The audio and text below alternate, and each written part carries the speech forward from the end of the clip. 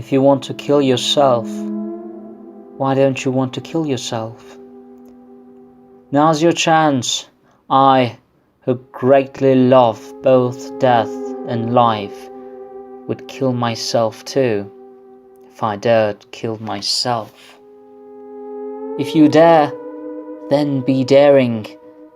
What good to you is the changing picture of outer images we call the word? What good is this cinema of hours played out by actors with its stock roles and gestures?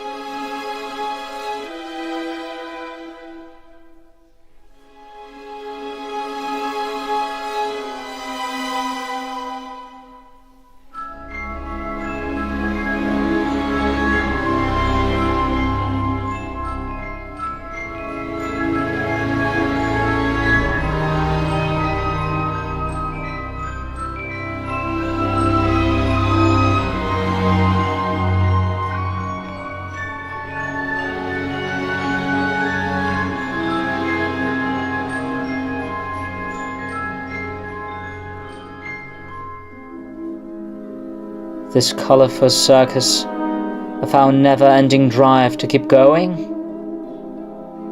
What good is your inner word which you don't know?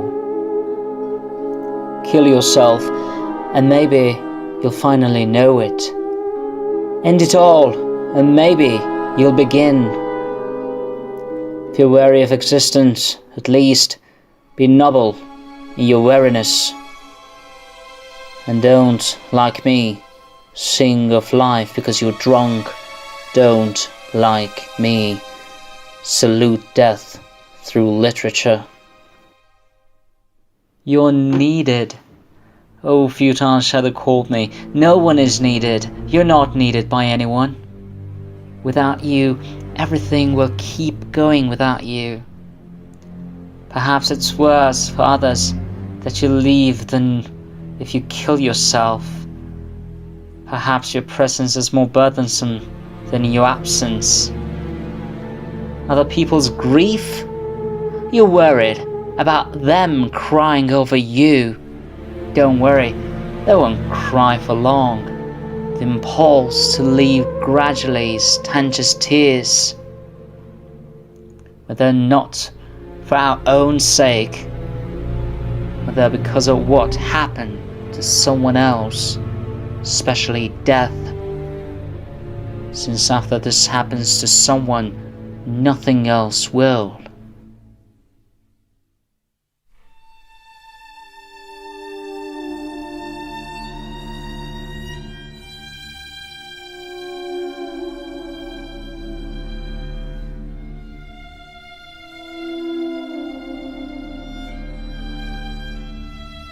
First, there's anxiety, the surprise of mystery's arrival, and of your spoken life's sudden absence. Then there's the honor of your visible and material coffin, and the man in black whose profession is to be there. Then the attending family, heartbroken and telling jokes, mourning between the latest news from the evening papers, mingling grief over your death with the latest crime. And you merely the incidental cause of that lamentation.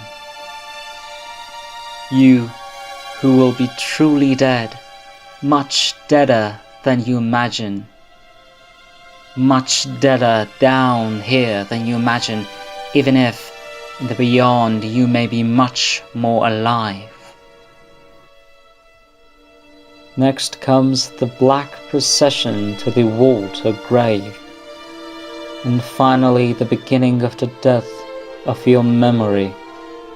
At first, everyone feels relieved that the slightly irksome tragedy of your death is over.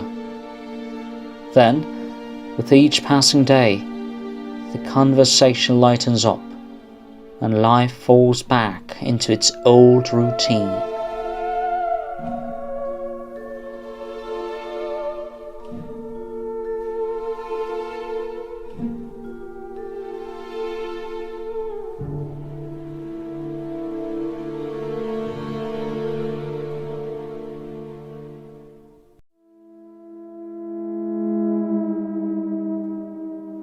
Then you are slowly forgotten.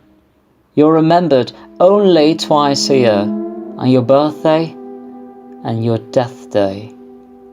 That's it. That's all. That's absolutely all. 2 times a year they think about you. 2 times a year those who loved you heave a sigh. And they may sigh on the rare occasion someone mentions your name.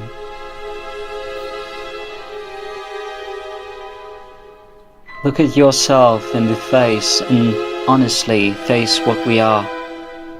If you want to kill yourself, then kill yourself. Forget your moral scruples or intellectual fears. What the scruples of fears influence the workings of life?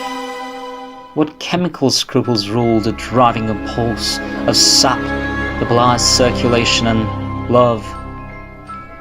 What memory of others exists in the joyous rhythm of life? You're important to yourself because you are what you feel. You are everything to yourself because for you, you are the universe. The real universe and other people being mere satellites of your objective subjectivity.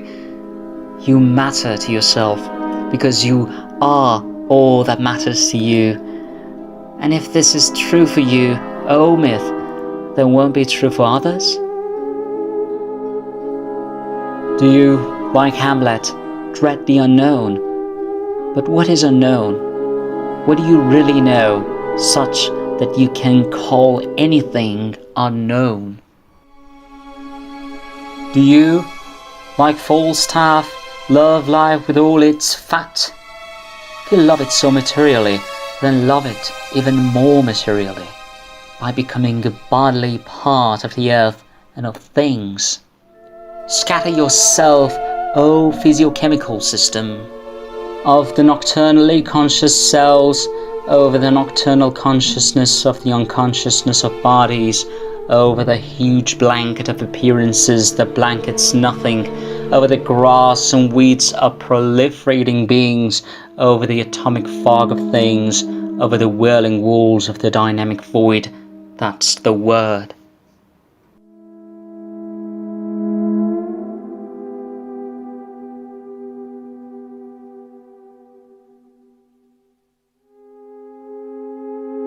Over the atomic fog of things, over the whirling walls of the dynamic void. That's the word.